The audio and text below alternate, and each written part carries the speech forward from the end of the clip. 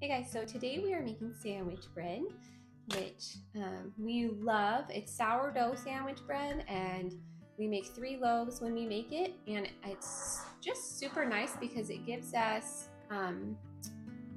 it for toast, making sandwiches for when we're on the go. We use it for French toast, and we can freeze 2 loaves. It's just wonderful, and it's, to me personally, 10 times easier than making the sourdough bread that we make like for dinner.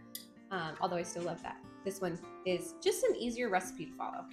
Um, so for our starter, we just need 240 grams. And so we prefer to use rye flour, and instead of like normal flour or wheat flour, just in the starter part.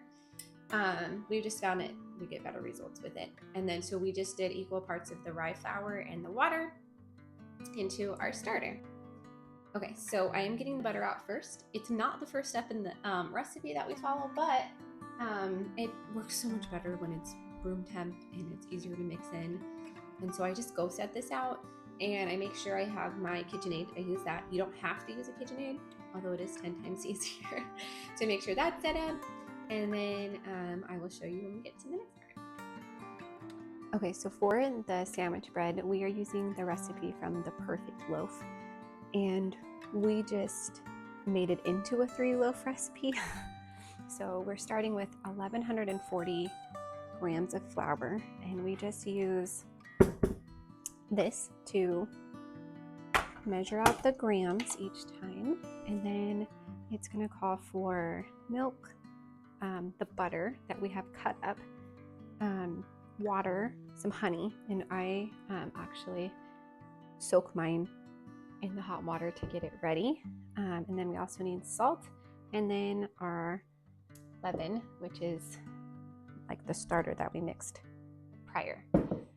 And we mix that one the night before so that it's good and ready.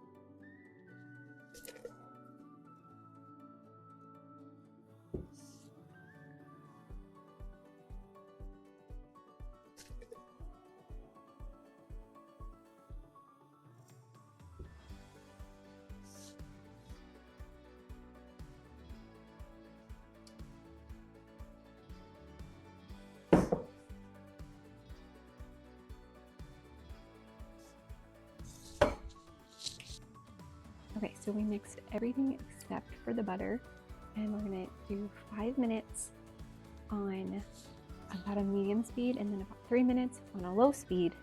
And then we will mix in the butter one piece at a time. We've kind of cut it up into little chunks as it's going on low. So it takes a long time for the mixing part, which is why having a KitchenAid helps a lot.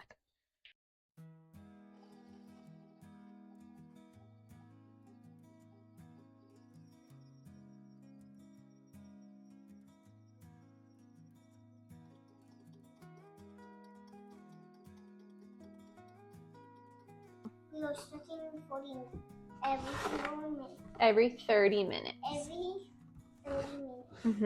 About how many times? 3 or 4 times. Yep. And then it'll be about doubling, and we will go to our next step. Yep. All right, so we let our dough, we did the 3 stretch and folds, and then we let it rise for about 4 hours. So it's an all-day process, but you don't have to stay home the whole time. And then I made it into like the little rounds, and just leave them on the counter after for about 30 minutes. And then I stretch them out and fold them into kind of like, looks like a little burrito, and tuck in the ends, and you put them in your pans. And so I now have the 3 pans, and I'm going to just cover them with a little towel for about 2.5-ish hours. I just kind of keep an eye until they look like they're fully risen. Usually around after dinner, we can throw them in the oven, and that's the easiest, quickest part. And then they pop out these big, beautiful loaves, and then we freeze the ones that we don't need. So now we wait again. Our loaves are done.